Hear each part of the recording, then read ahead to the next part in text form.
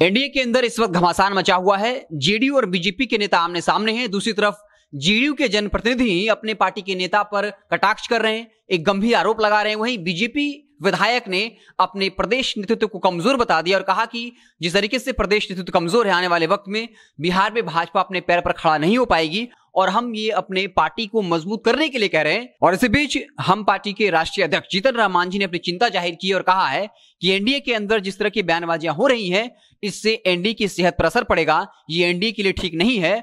और साथ ही नेता प्रतिपक्ष तेजस्वी यादव को भी कटघरे में खड़ा किया, उन पर कटाक्ष किया और कहा कि जब भी ऐसी परिस्थितियां उत्पन्न होती हैं तब तेजस्वी यादव सीएम बनने का सपना देखने लगते हैं और हर बार उनका सपना टूट जाता है और हम नहीं चाहते हैं कि हर बार उनका सपना टूट जाए। इसलिए एनडीए के नेताओं को इस तरह की बयानबाजी नहीं करनी चाहिए, इससे एनडीए की सेहत पर असर पड़ रहा है। आपको पता होगा जेडीयू विधायक गोपाल मंडल ने अपनी ही पार्टी के सांसद पर एक सनसनीखेज आरोप लगा दिया और कहा कि वो शराब का धंधा करते हैं, यहां तक कहा कि अफीम की खेती करते हैं। दूसरी तरफ बीजेपी के विधायक ज्ञानेंद्र सिंह ज्ञानू ने संजय जायसवाल पर सवाल खड़ा कर दिया और कहा कि इस वक्त भाजपा में जो प्रदेश नेतृत्व है वो कमजोर है और इसी तरीके से अगर चलता रहा तो आने वाले वक्त में बिहार में भाजपा कमजोर होगी, कभी अपने पैरों पर खड़ा नहीं हो पाएगी। वहीं बीजेपी के एमएलसी को ही बता दिया कि एक वक्त था जब उनको अनंत सिंह ने खदेड़ खदेड़ कर मारा था। इसके अलावा कहा कि उनके रिश्ते जो है वो शराब माफिया के साथ हैं, उन्होंने कई एकड़ जमीन जो है वो गलत तरीके से कब्जा कर रखा है। इसके जवाब में नवल किशोर यादव ने ज्ञानेंद्र सिंह ज्ञानू को दलाल कहा और कई ऐसे आपत्तिजनक शब्दों का इस्तेमाल किया। इन सबको देखते हुए जीतन राम मांझी कहीं ना कहीं चिंतित है। उनको लगता है कि इससे आरजेडी माइलेज ले रही है, क्योंकि आरजेडी लगातार ये कह रही है कि हम तो कुछ कह ही नहीं रहे।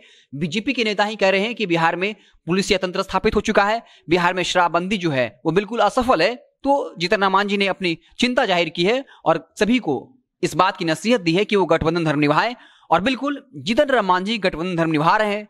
इस वक्त जब सीएम नीतीश चौतरफा घिरे हुए हैं तब वो शराबबंदी को लेकर चुप हैं। लेकिन अगर आप जीतन राम मांझी के बयानों को गौर से देखेंगे तो पाएंगे कि वो हर वक्त शराबबंदी को लेकर नीतीश कुमार को घेरते रहते थे और कहते थे कि शराबबंदी के नाम पर मांझी समाज के लोगों को जानबूझकर फंसाया जा रहा है। जेल में जो अधिकतर लोग बंद हैं उसमें मांझी समाज के लोग हैं, दलित लोग हैं। लेकिन इस वक्त जीतन राम मांझी बिल्कुल चुप हैं, शराबबंदी को लेकर एक भी बयान नहीं दे रहे हैं। यानी साफ तौर पर वो सीएम नीतीश के साथ पूरी मजबूती के साथ खड़ा दिख रहे हैं और ऐसी ही नसीहत वो बीजेपी के नेताओं को दे रहे हैं, जेडीयू के नेताओं को दे रहे हैं कि आप अपनी ही पार्टी के नेताओं पर बाकायदा तंज न करें, कटाक्ष न करें, इससे आरजेडी को फायदा हो सकता है। तो जिस तरीके से उन्होंने एनडीए के नेताओं को नसीहत दी है गठबंधन धर्म निभाने का, ये देखने वाली बात होगी कि क्या वो नेता गठबंधन धर्म निभाते हैं। दूसरी तरफ तेजस्वी यादव पर कटाक्ष किया है कि वो हर बार जब ऐसी परिस्थितियां उत्पन्न होती हैं, जब बयानबाजियां होनी शुरू होती हैं, तब वो सीएम बनने का सपना देखने लगते हैं। तो क्या आरजेडी की तरफ से भी कुछ पलटवार आएगा? हमारी नजरें बनी रहेंगी। आप देखते रहें जनता जंक्शन। बहुत बहुत धन्यवाद।